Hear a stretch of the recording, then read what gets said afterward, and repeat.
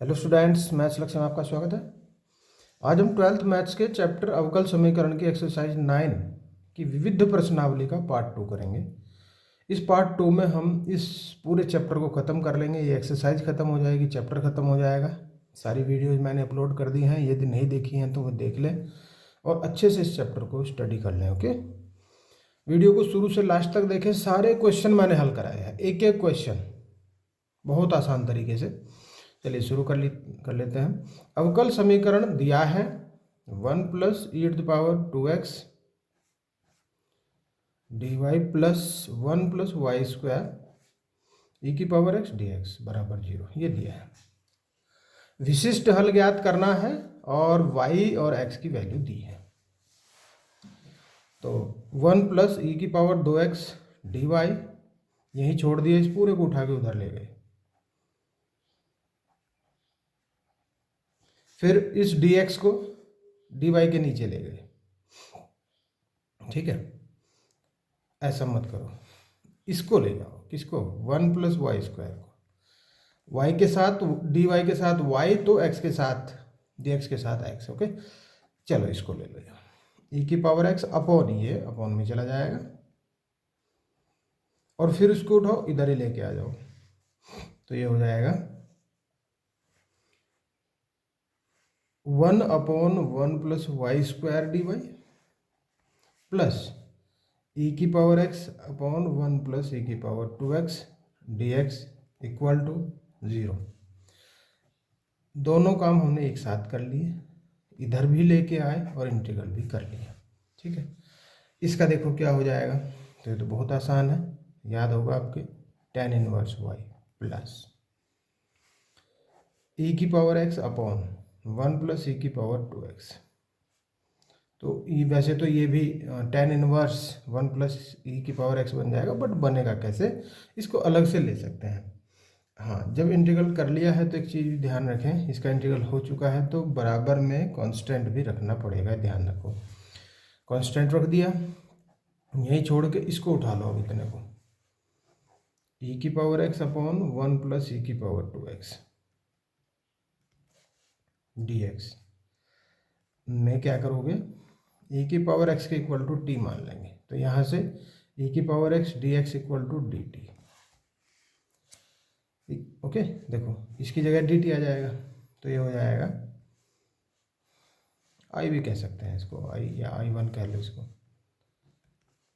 तो ये हो जाएगा 1/1 + t² dt। अब ये कैसे हुआ? ये ऐसे हुआ कि यहाँ जो 1 + e⁻²x था, तो हमने इसको ऐसे रूप में बना लिया। देखो ये रूप बन गया इसका। तो जब इसकी जगह t रखेंगे तो 1 + t², और इसकी वैल्यू होती है tan 1t, और t का मान फिर रख देंगे, t है e⁻x। तो ये मान हम यहाँ पे पुटअप कर देंगे from first, tan 1y plus tan 1 e⁻x equal to c। लेकिन हमें वैल्यू ज्ञात करनी है, विशिष्ट हल कहा है इसने, तो स्पेसिफिक कहा है, इसलिए इसके लिए इसने वैल्यू भी दी है। x 0 और y 1 रखने पर c की वैल्यू निकल के आ जाएगी। तो भाई tan 1 प्लस tan 1 e⁻0, तो देखो इसका तो मान π/4 आ जाएगा। यहाँ भी देखो इसका मान 1 आएगा, तब tan 1 का मान, इसका भी π/4, π/4 दोनों जुड़ेंगे आपस में, तो ये π/2 बन जाएगा। अब हमारे पास इक्वेशन आ गई, विशिष्ट हल tan 1y plus tan 1 e⁻x बराबर c की जगह लिखेंगे π/2। तो बस इतना सा हल आपका है। तो इसमें ऐसा कुछ भी नहीं था जो कंफ्यूजिंग हो, कंफ्यूजिंग कुछ नहीं है। सिंपली इसका tan 1y हुआ, इसे अलग से उठाया, और इसका भी tan 1t हुआ, t माना था हमने e⁻x को। ये दोनों वैल्यू भरी, बराबर में है c, और चूंकि x 0 और y 1 दिया है, तो हमने यही y की जगह 1 और x की जगह 0 भरा। तो यहाँ भी 1 π/4 बन जाएगा, और यहाँ भी 1 के कारण π/4 बन जाएगा। तो c बराबर π/2। कैसे बनता है ये नहीं क्लियर हो रही बात? कोई बात नहीं। देखो tan 1 1 है, तो टेन के पदों में 1 कितने का मान होता है? 10/π/4 का। ये दोनों खत्म हो गए, π/4 बचा। अब तो क्लियर है ना? ठीक है, नेक्स्ट पे आ जाओ। Question number 10, y e⁻x/y dx equal to x e⁻x/y plus y² dy। यहाँ से ये जो dy है इसको उठाया, पहले स्टेप बाय स्टेप चलेंगे, dx के नीचे ले आए, इसको यहीं छोड़ दिया, ये छोड़ दिया, ठीक है। अब चूंकि यहाँ भी e⁻x/y है और यहाँ भी है, तो इसे उठाओ, इधर लाओ, माइनस में आएगा पूरा का पूरा, y² इधर ही रह गया। e⁻xy यहाँ भी है, यहाँ भी है, कॉमन लिया, तो y dx/dy माइनस x ये बचा। अब एक काम और कर लो कि यहाँ इसको ही उठाओ, गुणा 1 मान के, e⁻x/y y dx/dy minus x और अपॉन में y² इक्वल टू 1। अब देखो समझ में बात तब आएगी, ये क्लियर कब होगा, ये हमने उठाया क्यों, ऐसा रखा क्यों। तो देखो बहुत आसान मेथड है इसका, बहुत आसान सा। इसमें जो e⁻x/y है उसको हम मान लेंगे z के इक्वल। देखो कितना आसान बन जाएगा, इसकी हवा निकल जाएगी एकदम से। और फिर कर दो इसका डिफ्रेंशिएट, लेकिन विद रेस्पेक्ट टू y करेंगे, ध्यान देना। ओके, तो देखिए e⁻ समथिंग जब भी इसका डिफ्रेंशिएट करते हैं तो यही आता है, लेकिन जो आया है फिर हमें उसका भी डिफ्रेंशिएट करना पड़ेगा। z का करेंगे तो dz/dy बन जाएगा। अब फिर क्लियर होनी ना बात, देखो दोबारा देखो, डिफ्रेंशिएट कर लिया with respect to y, e⁻x/y का और z का भी। e⁻x/y तो सेम रहा, लेकिन फिर जो x/y है पावर में, उसी का फिर डिफ्रेंशिएट होगा विद रेस्पेक्ट टू y। करो इसका, तो देखो u/v वाला फॉर्मूला लगाओ, पहले किसका, y का क्या हो जाएगा, तो y का तो 1 हो जाएगा, है ना। y को छोड़ते हैं पहले और x का करेंगे, जो नीचे वाला होता है पहले उसको छोड़ते हैं, फिर माइनस आता है, और फिर x को छोड़ के y का करते हैं, ये सही स्थिति है। और अपॉन में जो भी होता है उसका स्क्वायर हो जाता है, और बराबर dz/dy ये हुआ। अब ये देखो कि ये तो सेम टू सेम वही फर्स्ट है, देखो गौर करो जरा एक बार, ये सेम वैल्यू नज़र नहीं आ रही आपको, बिल्कुल सेम है ये तो। और ये किसके बराबर है, 1 के, इसको कहो 2, तो समीकरण 1 व 2 से। अब जब ये इसके 1 के बराबर है, ये इस dz/dy के बराबर है, इसका मतलब ये हुआ कि dz/dy इक्वल टू 1 हो गया। तो यहाँ से dz इक्वल टू dy, ठीक है। अब क्या करें, अब करो इंटीग्रल। अब इसकी पूरी हवा निकाल दी हमने, तब इंटीग्रल करनी है, देखो है ना। तो ये आ जाएगा z इक्वल टू आ जाएगा y, चलो एक बार निशान भी लगा दो, प्लस c। अब देखिए ये हो जाएगा z, ये हो जाएगा y और प्लस c, लेकिन z का मान तो हमने माना था, अब वो z का मान रख दो जो हमने माना था। तो देखो क्या माना था, e⁻x/y equal to y plus c, बस हो गया सवाल, बहुत आसान सा। तो ऐसे मानकर ये सवाल बहुत आसानी से हो जाता है, नहीं तो थोड़ी सी कैलकुलेशन यहाँ पड़ती है। नेक्स्ट पे आ जाओ, question number 11, x minus y dx plus dy equal to dx minus dy। यहाँ भी विशिष्ट हल ज्ञात करना है, y और x की वैल्यू दे रखी है, ठीक है ना। तो हमें पहले क्या चाहिए, हमें पहले इसका व्यापक हल चाहिए, तब जाके विशिष्ट हल ज्ञात करेंगे। तो ये जो dx है इसको इधर ले आओ, तो देखो x माइनस वाई की पहले मैं dx में गुणा कर रहा हूँ और dy में भी गुणा कर रहा हूँ, dx माइनस dy। अब क्या करेंगे, dx को इधर लाओ, माइनस का dx हुआ, इसको भी उठाओ उधर लाओ, तो ये माइनस का x माइनस वाई हुआ और dy और माइनस dy हुआ। ये पूरा उठा माइनस में चला गया और ये फिर माइनस dy के ही पास आया। यहाँ से काम कर लो, dx को ले लो कॉमन, बचेगा x माइनस वाई और माइनस 1। यहाँ भी यही काम करेंगे हम, dy लो बाहर, अंदर बचे एक माइनस भी बाहर ले लो, ये बचेगा x माइनस वाई और ये जो माइनस है ये बच जाएगा प्लस। अब क्या करें, अब इस dx को dy के नीचे लाओ और ये जो पूरा है इसको इधर ले जाओ, तो x minus y minus 1 upon ये पूरा विद माइनस जाएगा x माइनस वाई प्लस 1, ये हुआ।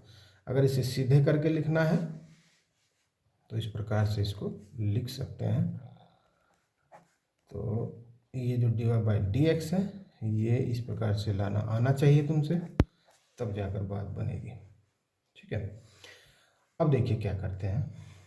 अब यहाँ जो x माइनस वाई है ये वाला, इसकी जगह हम लिख लेते हैं t, let x minus y के इक्वल टू टी। ओके, फिर क्या करें, डिफ्रेंशिएट कर लो इसी का, differentiate with respect to x। तो ये तो बना 1, ये बना dy बाई dx और ये बना dt बाई dx। अब ये जो मान है इसमें पुटअप कर लो, देखो dy बाई dx की जगह क्या आ जाएगा, ये आ जाएगा, निकाल लो पहले, ये उठ के इधर आ जाएगा, तो 1 माइनस dt बाई dx हो जाएगा। देखो मैंने क्या किया, जब मुझे प्लस का करना था तो इसको उधर ले गया, इसको इधर ले आया, तो 1 माइनस dt बाई dx यहाँ पे रखो, 1 माइनस dt बाई dx और यहाँ क्या रखेंगे t माइनस 1, नीचे भी t प्लस 1। ओके, ये हुआ।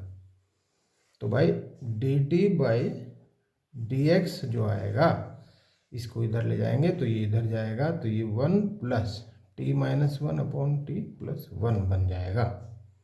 और ऐसे होने पर लघुत्तम लेंगे t प्लस 1, इसकी गुणा 1 में, 1 से 1 कट जाएगा, 2t अपॉन t प्लस 1 आएगा। एक काम और कर लो बस, कि इसको पूरे को उठाओ इधर ले आओ, dt के अपॉन में क्या जाएगा t, ऊपर क्या जाएगा t प्लस 1 और ये 2 dx के साथ रह जाएगा। देखो इसे अलग अलग से कर दो, t के नीचे t अलग लाओ, 1 के नीचे t अलग लाओ, क्योंकि अभी इंटीग्रल करने के लायक हो जाएगा। तो देखो t से t कटा 1, इंटीग्रल कर दो, 2 integral 1 plus 1 by t dt equal to 2 dx, ये हुआ। अब ये क्या बनेगा, देखो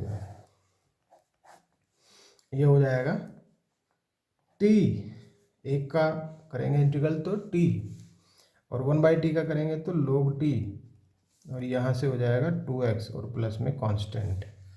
लेकिन हमें यहाँ भी वैल्यू ज्ञात करनी है।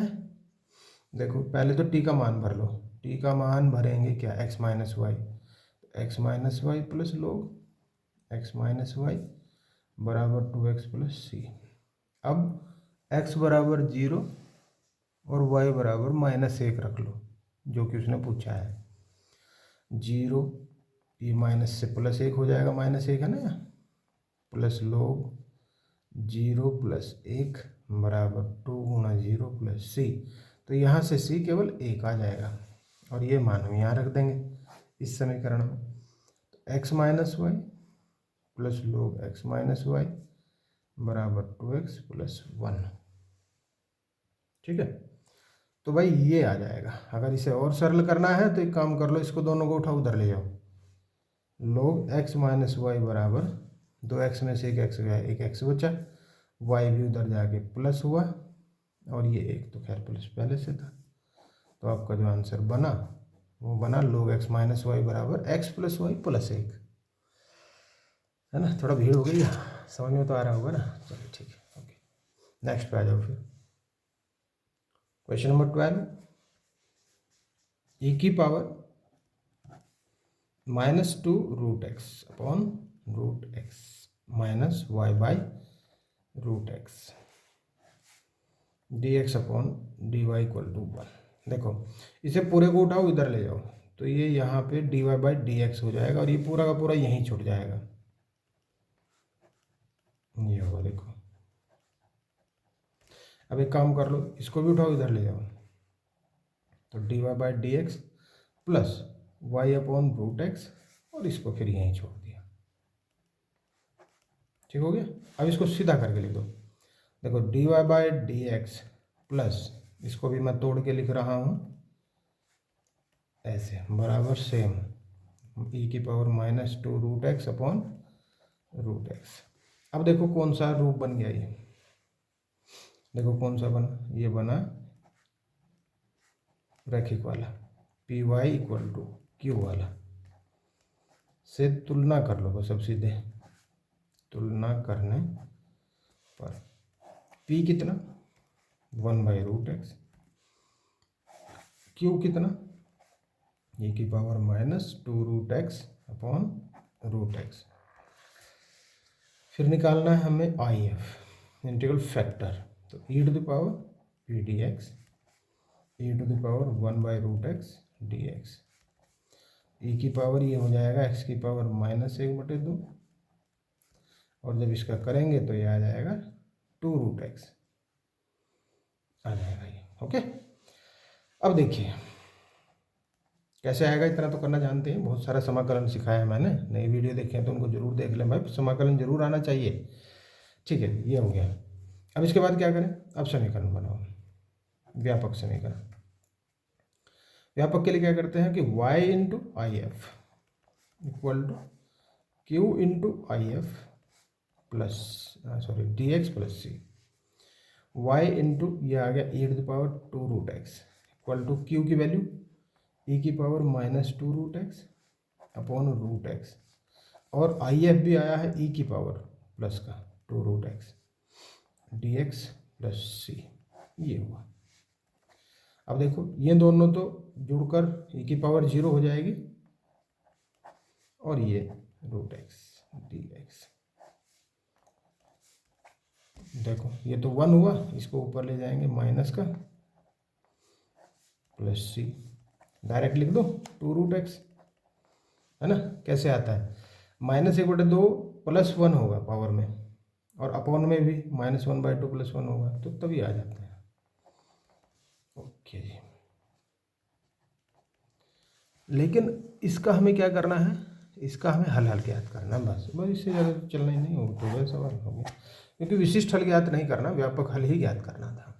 तो पहचान ये करनी है कि ये कैसा है, समघात ये है या रैखिक है, किस टाइप का ये समीकरण बनता है। अगर ये पहचान हो जाती है तो फिर कोई दिक्कत नहीं है, फिर तो आसानी से आप इसको कर देते हो। नेक्स्ट पे आ जाओ।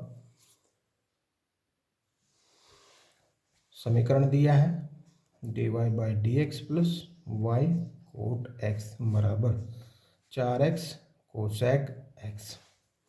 देखो ये तो बहुत आसान सवाल हो गया, कारण ये हुआ कि यहाँ तो पी वाई की फॉर्म दे ही रखी है पहले से ही, देखो ये p और ये y, तो इसका मतलब इससे तुलना करने पर हमारे पास पी क्यू हो जाएगा, और बस रैखिक पता लग गया, p भी पता लग गया, फिर कोई दिक्कत नहीं है, फिर तो हो जाएगा। आई एफ ज्ञात करना है e की पावर,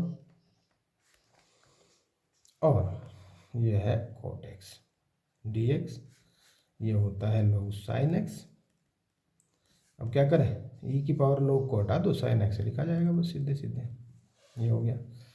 अब क्या करें, अब करो व्यापक समीकरण या व्यापक हल।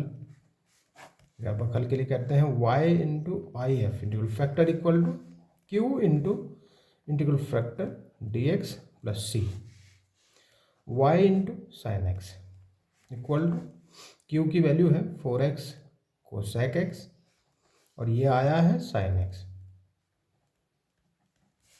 तो कोसेक एक्स साइन एक्स तो चले जाएंगे, ख़त्म हो जाएंगे। चलो कैसे होंगे एक बार दिखा दो इनको, इसके अंतिम दर्शन कर लो। से गया 4 और एक्स का बन जाएगा एक्स स्क्वायर अपॉन 2, 2 से इसको काटो तो 2x स्क्वायर प्लस सी, यानी कि y sine x equal to this. लेकिन इसमें करना है विशिष्ट हल। विशिष्ट हल कहाँ करना होता है, जहाँ वैल्यू दे के रखता है y और x की।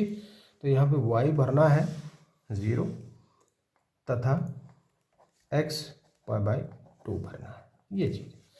देखिए y 0 भरने से तो 0 हो जाएगा, 2 इंटू पाई बाई 2 का होल स्क्वायर प्लस सी।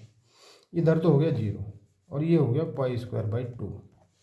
जब ये इधर जाएगा तो ये माइनस के हो जाएंगे पाई स्क्वायर बाई 2, और ये हम कहाँ रखेंगे, तो फर्स्ट में रखेंगे। ये हुआ वाई साइन एक्स बराबर 2x square minus pi square by 2। बस इससे ज़्यादा इसको हल मत करना, हो गया आपका सवाल। तो देखो आसान है ना, बस आसान करने के लिए पहचान करनी पड़ेगी कि ये हल होगा कैसे, कौन सी विधियां हैं। 3 विधियां मैंने बहुत अच्छे से आपको समझाई है 9.4, 9.5, 9.6 में। अगर आपने वो अच्छे से कर रखी है तो फिर कोई दिक्कत नहीं है, विविध बहुत आसानी से आप कर लोगे, ठीक है ना। नेक्स्ट पे आ जाओ। सारी वीडियोज मैंने डिस्क्रिप्शन में डाल रखी है, डिस्क्रिप्शन को चेक कर लें, तब जाकर आप सारी वीडियो यहीं से देख सकते हैं, ठीक है ना। इस वीडियो के नीचे डिस्क्रिप्शन में लिंक दिए हैं। तो देखिए यहाँ है x plus 1 dy by d x equal to 2 e to the power minus y minus 1। अब इसे पूरे को उठाओ और dy के नीचे पटक दो, इसको भी उधर ले जाओ, dx ऊपर और x प्लस 1 नीचे।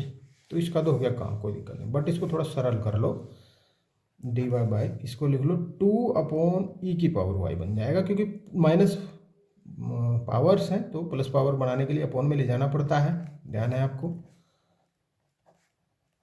अब देखो और सरल कर लो थोड़ा सा इसको, ई की पावर y जब यहाँ लघुत्तम लेंगे तो ये 2 माइनस ई की पावर y बन जाएगा। अब एक लाइन और बस, ई की पावर y को ऊपर ले जाओ, अपॉन में 2 माइनस ई की पावर y dy और dx अपॉन x प्लस 1। अब कर लो क्या, इंटीग्रल कर लो, ई की power y upon 2 minus e की power y dy equal to dx upon x plus 1 प्लस एक कांस्टेंट, ठीक है। Let 2 minus e to the power y equal to t, then minus e to the power y dy equal to dt आ जाएगा। लेकिन हमारे पास तो e की पावर dy है, माइनस नहीं है तो कोई बात नहीं, माइनस को उधर ले जाओ, माइनस dt के इक्वल आ जाएगा। और ऐसा करने से ये हो जाएगा minus 1 by t d t equal to, इसका भी बन जाएगा log x प्लस 1। और यहाँ इस हिसाब से मान के चलो, कांस्टेंट जो है log में लेके चलो, इसको ज़्यादा बेटर होगा, प्लस log c।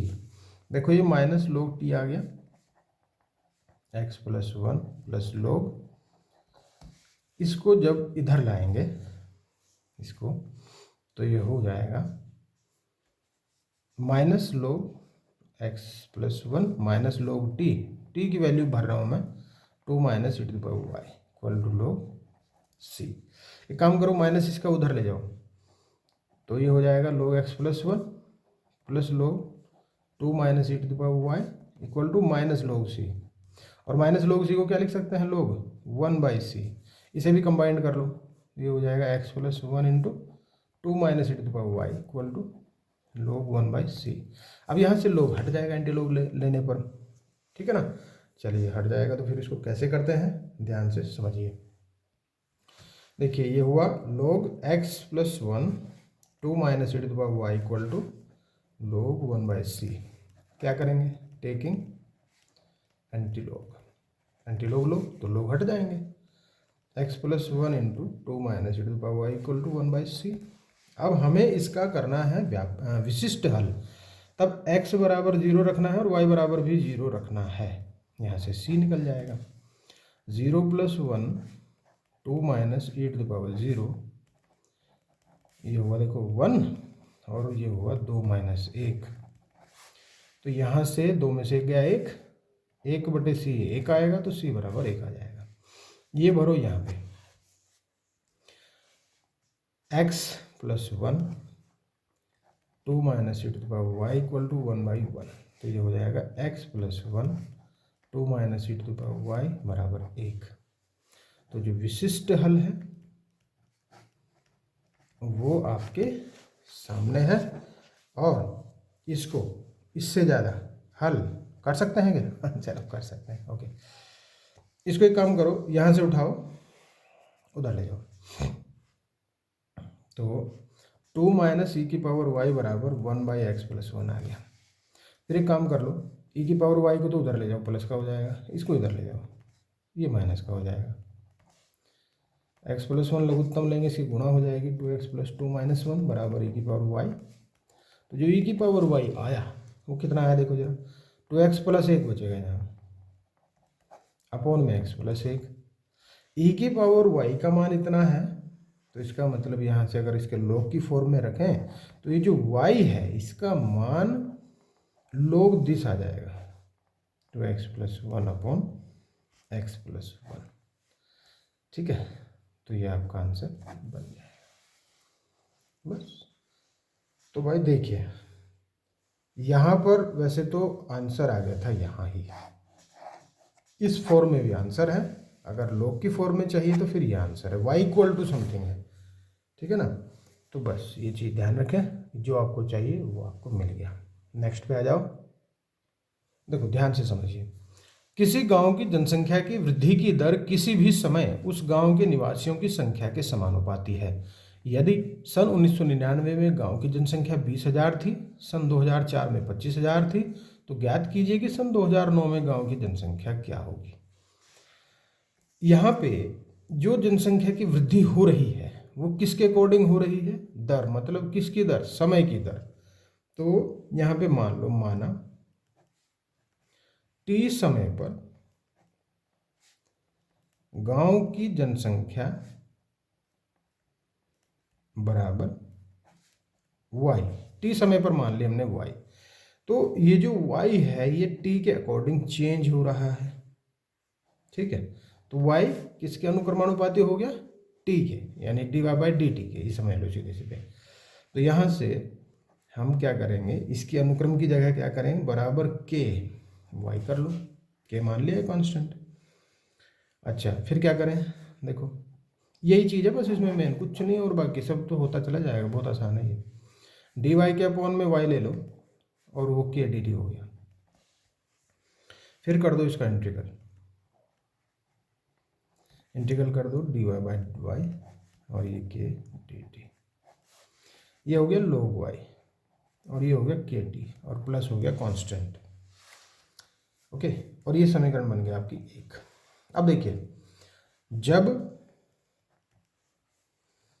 1999 में टाइम तो कुछ नहीं था ना, उससे पहले की बात तो नहीं करी, टाइम तो 0 मान लो, तो y कितना था? प्रारंभिक 20,000 था। तो ये हो जाएगा log 20,000 बराबर k × 0 + c, यानी कि c का मान जो आया है वो log 20,000 आ गया। अब फ्रॉम फर्स्ट इसमें भरो, log y = kt + 20,000, log 20,000, ध्यान दो log 20,000। अब ये जो k है हमें इसका भी मान ज्ञात करना है, ये भी चीज़ है। k का मान ज्ञात करने के लिए देखो क्या करेंगे, ये होगी समीकरण नंबर 2। अब हम जाएंगे सन 2004 पे, सन 2004 पे जाएंगे। तो भाई उस जाने से पहले काम और कर लो आप, इसको पहले इधर ले आओ, माइनस log 20,000 बराबर kt। देखो ये बन जाएगा log y/20,000 बराबर kt, ये हुआ। और इसी को मान लो दूसरी समीकरण, तो ज़्यादा बेटर होगा। देखो कैलकुलेशन बहुत आसान हो जाएगी, वैसे तो खैर वैसे यहाँ से भी हो जाता, लेकिन कोई बात नहीं। अब आते हैं वर्ष 2004 में, बताओ कितने साल हो गए? 1999 से 2004 तक कितने साल हुए? 5 साल, बिल्कुल सही। और भाई जनसंख्या कितनी हो गई अब? 2004 में बोला है इसने 25,000 हो गई, ये भी ठीक है। तो इसका मतलब वाई की जगह तो हम लिखेंगे क्या, 25,000, और के का मान तो हमें चाहिए क्या, टी का मान 5। तो देखो लोग कितना आया, सारी जीरो कटी, 3 कटी ना, 5 पंजे 25, 5 चौके 20, ये आया 5/4, के गुणा 5। तो यहाँ से जो के का मान आया, ये 5 भी उधर पहुँच जाएगा, 1/5 log 5/4, के का मान ये आया। अब ये मान कहाँ रखेंगे, तो समीकरण नंबर 2 में रखेंगे, यहाँ पे रखेंगे। चलो नेक्स्ट पेज पे, from second, log y upon 20,000 बराबर के की जगह लिखा 1/5 log 5/4 इंटू टी, ये होगा। अब इसके बाद का जो काम है वो ये है कि अब हमें वर्ष 2009 में एंट्री करनी है, जबकि इसने पूछा है वर्ष 2009 में। वर्ष 2009 तक बताओ टी कितने हुए भाई, 1999 से स्टार्ट हुआ, 2009 तक कितने साल हो गए, 10 साल, बिल्कुल सही, 10 वर्ष हो गए, इसमें से इसको घटा दिया 10 साल। अब यहाँ पे टी की वैल्यू भरनी है, तो वाई की वैल्यू अपने आप आएगी। देखो इस समीकरण नंबर 3 हो गया, 3 में टी का मान रखने पर रखो log y अपॉन 20,000 बराबर 1/5 log 5/4 और गुणा 10, 5 दूनी 10, ये हो गया 2 log 5/4। अगर 2 को मैं यहाँ से हटा दूँ तो 5/4 की पावर में चला जाएगा, ठीक है ना, ये पावर में पहुँच जाता है। तो ये हो जाएगा log 25/16, इधर है log y अपॉन 20,000। अब क्या करेंगे, बिल्कुल सही पकड़े, taking antilog, antilog लो, तो यहाँ से log हट गया 25/16, और y बराबर ये हो जाएगा 20,000 गुणा 25 और बटे 16, भाग करके देखना, यह आएगा 31,250। अतः 2009 में जनसंख्या जो आई है वो आई है 31,250, जो कि 20,000 थी। तो 10 साल में 11,250 बढ़ गई, कोई दिक्कत नहीं है, कोई सरप्राइज नहीं है। नेक्स्ट पे आ जाओ फिर, क्वेश्चन नंबर 16, 17, 18 ऑब्जेक्टिव टाइप है, ऑब्जेक्टिव टाइप उसमें एग्जाम में आते हैं, बहुत इंपॉर्टेंट रहते हैं। देखिए y dx minus x d y upon y equal to 0, ये दिया है। तो y को दोनों के नीचे ले जाओ, y dx upon y minus x d y upon y, ये हुआ, ठीक है। तो y से y यहाँ कटा, ये हो गया dx minus x upon y d y equal to 0। अभी कम कर लो, ये कर लो x डी वाई बराबर डी एक्स, ये हो जाएगा, तो डी वाई बाई वाई और डी एक्स बाई एक्स, ये बन जाएगा। अब क्या करेंगे, टू इंटीग्रल करने पर तो ये डी वाई बाई वाई और डी एक्स बाई एक्स इस प्रकार से आ जाएगा, और एक कांस्टेंट भी आ जाएगा। तो जो कांस्टेंट मानोगे लोग में मानो, ज़्यादा बेटर होगा। तो ये हो जाएगा log y equal to log x plus log c। तो देखिए यहाँ log y इक्वल टू, ये कंबाइंड कर लो, ये log x c हो जाएगा। तो y का मान जो आया एक्स सी या सी एक्स आ गया, और कौन सा ऑप्शन है ध्यान दो, सी आंसर सही है, तो सी ऑप्शन सही है। नेक्स्ट पे आओ फिर, question number 17, dx upon d y plus p1x equal to q1। अगर कहीं इस प्रकार का व्यापक हल ज्ञात करना हो इस समीकरण का, तो if निकालते हैं सबसे पहले, क्या होता है, e की पावर p1 dx होता है, ठीक है। फिर व्यापक हल ज्ञात करते हैं, ये भी एक ऑब्जेक्टिव क्वेश्चन है, कौन सा ऑप्शन होगा देखेंगे ध्यान से। व्यापक हल ज्ञात करते हैं तो y इंटू आई एफ करते हैं और फिर करते हैं Q1 यहाँ की, क्योंकि Q यहाँ Q1 दिया है, P यहाँ P1 दिया है, Q1 into I F plus c, तो y इंटू ई की पावर, और ये हो जाएगा Q1 की जगह तो Q1 ही आएगा, ये e की power P1 dx plus c. ये जहाँ भी दिखे, कौन से में दिखा, बिल्कुल सही सी में दिखा, तो ये आपका ऑप्शन सी सही है। नेक्स्ट, e की power x dy plus y e की power x plus 2x dx equal to 0। यहाँ से अगर dx से मैं डिवाइड कर लूँ, dx से भाग करने पर दोनों ओर कर देंगे, ex dy बाई dx हो जाएगा प्लस y e की पावर x प्लस 2x हो जाएगा, बराबर 0 भी हो जाएगा, क्योंकि 0 बाई dx तो 0 ही रहेगा ना। अब एक काम कर लो, इसमें से इससे कौन सी फॉर्म बनाना चाह रहा हूँ मैं वो देखो जरा, प्लस y e की power x equal to minus d x. अब बिल्कुल सही समझे, रैखिक समीकरण बनाना चाह रहा हूँ, क्योंकि देखो यहाँ से क्या करेंगे, dy बाई डी एक्स को हम अकेला छोड़ेंगे, e की पावर x से मैंने डिवाइड कर दिया, उधर ले जाऊँगा, तो माइनस 2x, ठीक है, अपॉन में e की पावर x। अपॉन में e की पावर x का मतलब होता है पावर माइनस में चले जाएगी। तो ये जो फॉर्म बनी, ये कौन सी फॉर्म बनी, तो p y equal to x बनी, बिल्कुल सही यही बनी। अब क्या करें, अब कर लो आई एफ e की पावर, यहाँ p है 1, तो ये हो जाएगा e की पावर x। अब करेंगे इसका व्यापक हल, y इंटू ई की power x equal to q है ये, और आई एफ है ये तो पूरा कट गए दोनों, e की पावर 0 हो गया तो 1 आ गया, और माइनस 2 x का होगा एक्स स्क्वायर बाई 2 प्लस सी, 2 से भी 2 गया, y ई एक्स, और इस माइनस एक्स स्क्वायर को इधर लाएंगे, है ना, क्या हुआ देखो, e की पावर माइनस एक्स, e की पावर x, दोनों पावर जुड़ के e की पावर 0 हुई, जिसकी वैल्यू 1 होती है। ये माइनस 2 x का हुआ एक्स स्क्वायर बाई 2, 2 से गया 2, तो एक्स स्क्वायर को इधर ले जाओ, बराबर में सी। तो देखो कौन सा ऑप्शन नज़र आ रहा है आपको, आपको ऑप्शन नज़र आ रहा है सी, बिल्कुल सही। तो आपका आंसर है सी। सारी वीडियोस के लिंक मैंने इसके डिस्क्रिप्शन में डाल दिए हैं, जो भी वीडियो आपको देखनी है आप छांटो और देखो, पूरे चैप्टर में से कहीं से भी कोई भी वीडियो सब आपको मिलेंगे। एक एक क्वेश्चन मैंने हल कराया है, तो आप उनको सबको पढ़ लें और अच्छे से इस एक्सरसाइज को, इस चैप्टर को पूरा सॉल्व कर लें। ओके, वीडियो पसंद आती है लाइक कर दें, चैनल को सब्सक्राइब नहीं किया सब्सक्राइब कर दें। Okay, thank you.